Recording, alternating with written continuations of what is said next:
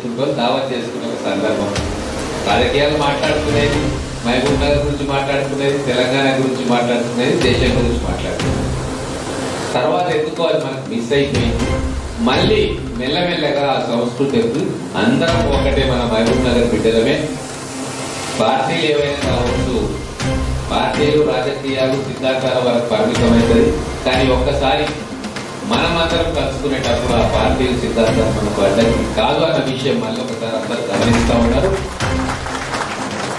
దానికి ఒక మర్చుకుంటా ఈరోజు ఒక మీటింగ్ సంజీవన చెప్పినప్పుడు కొందరు తెలిసి తెలియక పోవద్దు, రావద్దు, ఇట్లుంది అట్లుంది అంటే ఒకటే చెప్పిన ఒక మంచి కార్యక్రమం ఎవరైనా చేస్తున్నప్పుడు చిన్న చిన్న లోపాలు అనేది మానవ సహజం ఉంటాయి.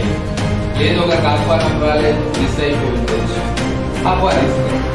కానీ ఒక పెద్ద కార్యక్రమాన్ని మీరు వేసుకుంటున్నప్పుడు తలా ఒక చేస్తే ఆ కార్యక్రమం బ్రహ్మాండంగా సక్సెస్ అవుతుంది.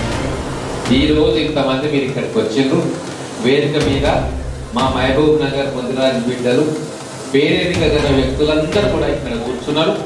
వారందరూ కూడా ఒకే లక్ష్యంతో ఇక్కడ కూర్చున్నారు. ఏంది, ఎన్నో సంవత్సరాలుగా ఈ స్థలం మన చేతిలో ఉంది, కానీ దీన్ని మనం మన భవిష్యత్ సమాజానికి, మన పిల్లలకు ఉపయోగించుకోలేకపోతున్నామన్న ఆవేదన అందరికీ ఉంది.